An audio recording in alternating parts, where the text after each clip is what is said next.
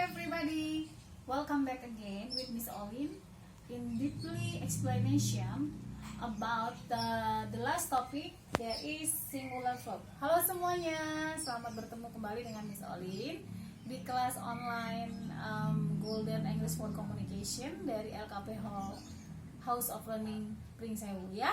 Oke, hari ini Miss Olin mau ngedalemin lagi materi yang sudah kita bahas di hari Rabu yang lalu. Jadi sekarang kelas kita seminggu sekali. Kalau hari Rabu kemarin kita Zoom meeting, hari Rabu ini Miss Olin coba untuk deliver one of the video that must be very important for you, yang pasti sangat penting buat kamu, yaitu judulnya masih word that always singular verb and pronoun. Kalau masih ingat ya, kemarin kita ada kata-kata yang memang harus diikuti oleh kata kerja dan kata ganti orang yang tunggal.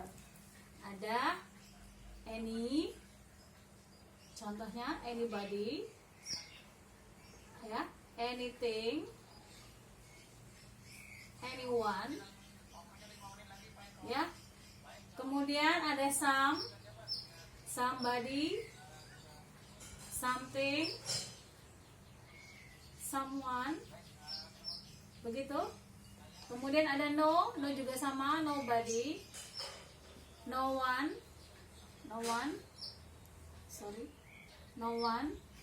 nothing, dan juga ada each, kemudian ada either dan neither, tergantung dengan penggunanya. Kemudian ada juga every ya, everybody, everyone, everything ya. Ini ada beberapa kata yang memang harus diikuti oleh singular verb atau singular noun. Baik, Miss Olin akan berikan contohnya sekarang. Bagaimana kita bisa membuat kalimat yang harus sepadan dan harus mengikuti grammar, bahwa kata-kata ini harus diikuti oleh kata kerja dan kata ganti yang selalu dalam bentuk tunggal ya.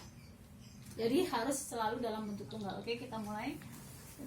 Yang pertama dari anybody. Contohnya, I don't know anybody here. Nah, ini dalam bentuk simple present kita tahu. Karena saya ini plural, maka kita menggunakan do not ya, atau don't di sini. Ya kan? Tapi kalau misalnya di sini she menjadi doesn't ya kan? Ini kata-kata yang biasa dulu. She doesn't know anybody here. Nah, kenapa di sini jadi doesn't? Karena she-nya ini adalah singular ya. Karena she-nya adalah singular. Nah, bedanya kalau untuk yang ini, untuk yang Miss Olin jelaskan, word that always singular verb and pronoun adalah seperti ini. Misalnya somebody sends me a letter. Coba kita lihat. Somebody kan selalu dianggap tunggal tadi itu di atas. Ya, somebody termasuk kata-kata yang harus diikuti kata kerja tunggal. Lihat. Somebody-nya di sini, karena ini somebody, maka kata kerjanya karena dia tunggal harus menggunakan verb yang ditambah dengan s atau es atau ies. Jadi karena ini somebody selalu tunggal, ya selalu tunggal, maka kata kerjanya harus ditambah dengan s, es atau ies, tergantung dengan ending dari huruf di belakangnya. Kemudian contoh berikutnya nobody ya. Nobody enter. Karena ini nobody dianggap tadi tunggal, maka enternya harus ditambah dengan s. Nobody enters the room. Nah, lihat, nobody tunggal, enter ditambah dengan s. Coba di zoom, kelihatan ya, deket ya. Oke. Jadi harus setara antara somebody sends-nya, nobody enters-nya. Ya, ini dalam kalimat yang positif. Ini di kalimat yang positif. semua kata-kata yang menggunakan ini sebagai singular, maka ini adalah rumusnya. Kata kerjanya harus dalam bentuk tunggal atau singular. Gitu ya. Kita buat contoh yang lain, misalnya kita menggunakan some. Somebody, seseorang membeli apa bahasa Inggrisnya? Oke, buy. Nah, ini harus ditambah dengan s. Kenapa? Karena somebody selalu dianggap tunggal. Somebody buys the luxurious cars. Mobil mewah, ya, mobil mewah. Jadi harus ada buys ya. Kalau kita buat ke negatif bagaimana ini? Coba lihat bagaimana cara membuat ke negatifnya. Somebody, karena ini ada tambahan s, maka kita ambil s di belakangnya menjadi somebody doesn't buy. Kembali ke bentuk pertama ya. Tidak ada tambahan s di sini, kembali ke bentuk pertama. Kemudian the luxurious cars. Ya, sampai di sini pasti sudah paham bahwa kata-kata ini harus diikuti oleh singular. Ini adalah contohnya. Nanti bisa dipakai dalam kehidupan sehari-hari, misalnya my mom cooks gitu ya. My momnya kamu ganti jadi misalnya somebody cooks. Tapi kalau misalnya they cook pakai s tidak? Enggak, karena they itu termasuk dalam subjek jamak yang kata kerjanya tidak menggunakan s, es atau ies. Begitu ya. Jadi Miss Olin mau absen dulu. Halo Dava. Kemudian ada Zakia, Bella, ada Koko Marco, Abang Noel, kemudian ada Cici Valen, ada siapa lagi ya? Valen, kemudian ada Mas Bima Zaki yang kecil yang SMP, bukan Bima yang besar. Soalnya kalau Mas Bima besar ada di grup nanti jadi kacau balau ya. Terus ada Nehan ya, welcome Nehan. Ada Nehan, terus ada siapa lagi ya? Kok jadi Miss Olin lupa ini. Ada Miss Rois juga di dalamnya, ada Cornelia. Kemudian siapa lagi ya? Bella, Lily dan Bunga ya. Jadi ini adalah penjelasan yang sangat clear tentang bagaimana penggunaan kata-kata yang selalu diikuti oleh kata kerja singular, juga pronounnya singular. Oke, kita mau coba lagi, kita latihan terus ya biar pintar di sini. Miss Olin akan kasih satu kalimat yang menggunakan singular verb tadi. Misalnya, nobody plays the violin.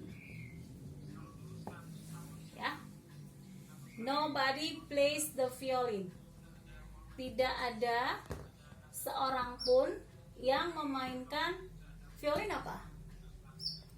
Biola, ya.